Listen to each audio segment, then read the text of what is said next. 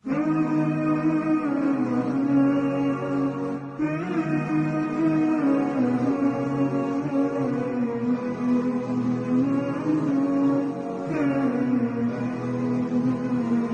وہ اس لیے مکے میں آئیں کہ ہم کچھ بچوں کو لے کے جائیں اور ان کو اپنے حلقوں میں پالیں گی،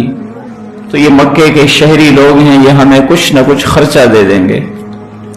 بچوں کو پالنے کی اجرت ہمیں مل جائے گی۔ ہر خاتون جاتی ہے، ایک ایک گھر میں چکر لگاتی ہے، اپنے لیے بچہ ڈھونڈتی ہیں۔ حضور علیہ السلام کے گھر پر بھی کئی خواتین آئیں۔ حضرت آمنہ سے پوچھا کہ یہ بچہ ہمارے حوالے کر دو۔ حضرت آمنہ انہیں کہتی کہ بچہ یتیم ہے۔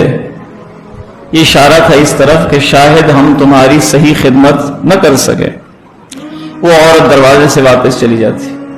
دوسری آئی، وہ بھی ایسے ہی چلی گئی، کئی عورتیں آئیں چلی گئیں، حتیٰ کہ حلیمہ سعدیہ بھی آئی، ایک دفعہ اور چلی گئی۔ ہر عورت اپنے ساتھ بچہ لے کے جا رہی ہے مکے سے تربیت کے لیے۔ حلیمہ سعدیہ کو کسی نے بچہ نہیں دیا، اور اس کی وجہ یہ بنی کہ حلیمہ سعدیہ دائیوں میں غریب عورت تھی، اور کھانے اور پینے کی اتنی قلت تھی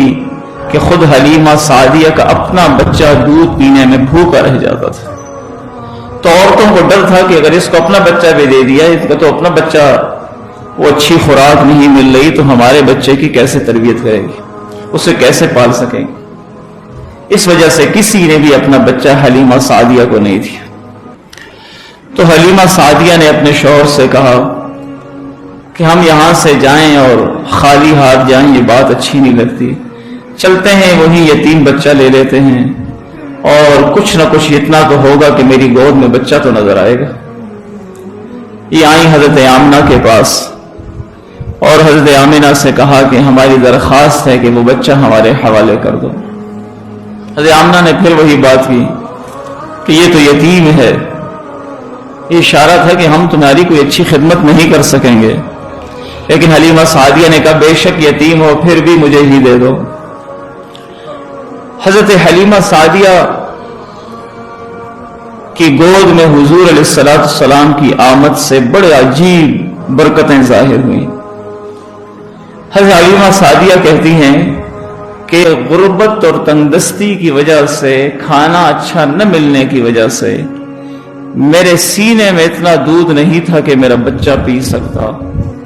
لیکن اس بچے کی آمد سے اللہ نے میرے دونوں بچوں کے لیے دودھ کا سلسلہ جاری فرما دیا۔ پھر حلیمہ سعدیہ کہتی ہیں کہ ہم جس سواری پر آتے ہوئے آئے تھے وہ اتنی لاغر اور کمزور تھی کہ ہم پورے قافلے میں سب سے پیچھے پہنچنے والوں میں سے تھے، ہمارے جانور میں طاقت نہیں تھی، لیکن اس بچے کی برکت ہم نے دیکھی کہ جب ہم نے اس کو اپنی گود میں اٹھایا تو ہم نے کیا دیکھا کہ اس سواری کو اللہ نے ایسی طاقت دی کہ وہ سب سے آگے چلنا شروع ہو گئی۔ عورتوں نے راستے میں کہا کہ حلیمہ لگتا ہے تو نے کوئی سواری تبدیل کر لی ہے۔ تو حلیمہ سعدیہ نے کہا نہیں، جب سے میں نے اس بچے کو لیا ہے اسی کی برکت ہے کہ سواری میں بھی اللہ نے طاقت دے دی ہے۔ پھر حلیمہ سعدیہ کہتی ہیں کہ ہمارے ایک اونٹنی تھی جسے ہمیں سفر میں بھی لائیں اور ساتھ بھی لے کر جا رہی تھی، وہ دودھ سے بالکل خالی تھی،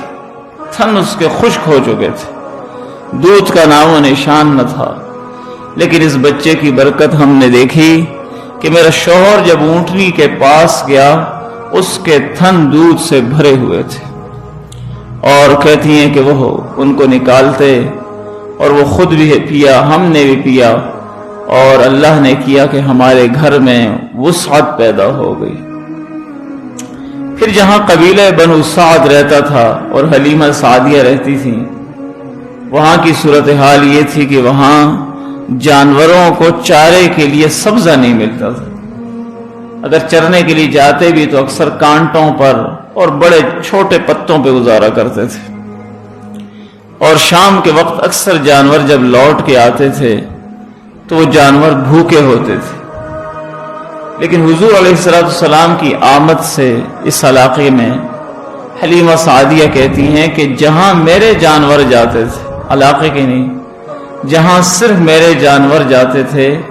اللہ اس جگہ پر روزانہ جانوروں کے چارے میں بھی برکت عطا کر دیتا تھا۔ شام کو جب جانور آتے ان کے پیٹ بھرے ہوتے،